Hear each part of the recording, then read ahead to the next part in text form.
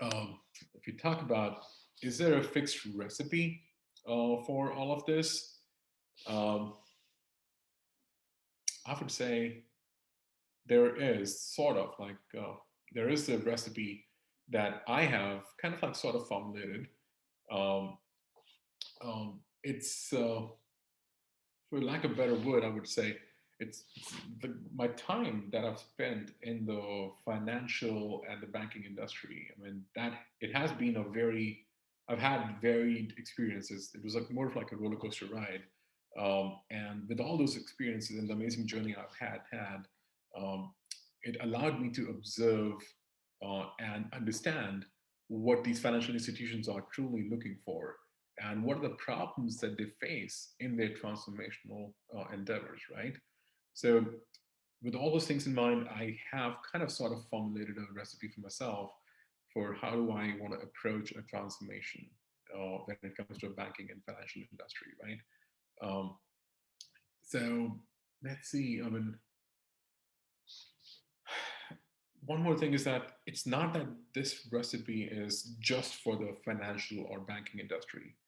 It actually is applicable. If you do the broad brushstrokes, it's applicable pretty much in other industries as well. But the details will, of course, change if you're based on the industry that you're working with, or based on the environment you're in, based on the culture that you're in, right?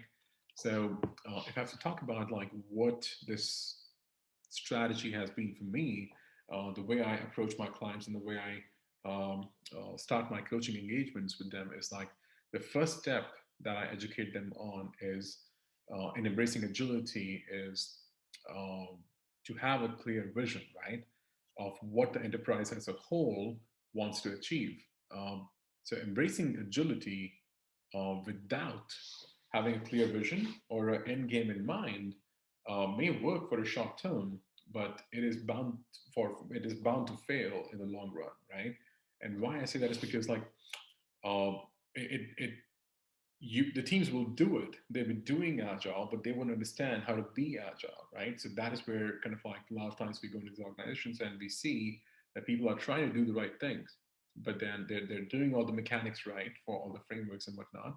They're doing all the ceremonies, but then still it's not producing the expected outcomes, right?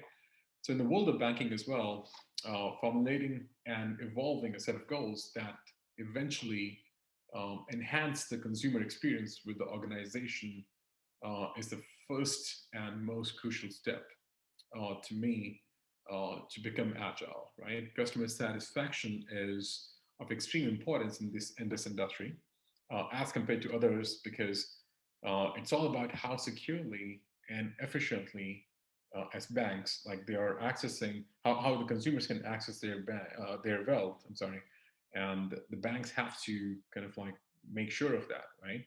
So experience is very important for that from that perspective. So if you talk about some common examples for such objectives that you may have probably already seen would be having like you would have heard companies talk about having a seamless digital access to services in the banking industry, especially. We kind of like have that. Pretty much every bank has that. Easy to use platform for your customers, easy access to your product portfolio, and then error-free banking, right? Any small error in those transactions can lead to a major can lead to major disasters. Like so, security is a major concern, for example, as well, right? So when we talk about goals and objectives in the vision, it's needless to say that these act as the guiding light for the teams and the organizations, but then um, for the individuals within the organizations. But then we also have to, when we're setting up these goals and objectives, we also have to keep in mind the barriers, the challenges that these organizations have, right? We already have a bucket list of those a lot of times, right? And what we have done is that we have tried to classify those barriers, excuse me, into two major categories, right? You have internal and you have external barriers, right? External challenges, if you talk about them, they usually can be addressed um, by, let's say, just an example would be like by building new product strategies, identifying the product families and building a product strategy, because they usually revolve around external factors, right? Like competition, like market conditions, right?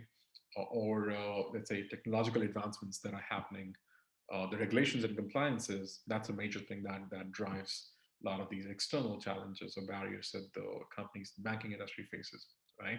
When you talk about actually, before I go to that internal challenges, let's take a few examples of these challenges for external. If I have to kind of like give you some examples, those would be your competition from mobile payment platforms, right? You have your regulations and compliances, your market conditions, the security threats that you have, right? These are your external barriers. When you talk about internal barriers, though, they are a bit of a different beast. They are usually uh, driven by the existing culture in the organization. And some examples are like silos. We already talked about it, right? You have in power politics that happens, and I believe that's not just banking industry. I think that's just common to a lot of organizations, right? A lot of industries. You have your old habits that lead to resistance to change, right?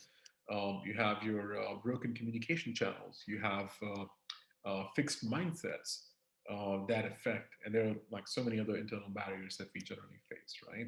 So it's not that these, I mean, these barriers are there for sure. These challenges are there, but then most part of that of these things is that there's no single solution as such that we can apply to an organization, and these challenges will go away, right? And even if it goes away in one organization, there's no guarantee that it'll work in the next organization, right? Because the environments and the cultures are so different that there's pretty much no cookie cutter solution here, right? So how do we kind of move forward? How do we solve these challenges, right? And I think one thing that have worked for me personally and for my team is that we have tried to coach our clients more on to kind of move away from the plan-based thinking and try to be more into an experiment-based thinking mode, right? It's okay to run some small experiments and learn from those experiments, right? So when we start actually uh, learning from our failures, right? We say fail fast, right? So we kind of, that's what we've been focusing on a lot. Sorry, I moved ahead too fast. So that's what we've been focusing on when we have been working with our clients primarily to move them from a plan-based thinking to experiment-based thinking, right? So that pretty much brings me to the end of what I had in mind to share.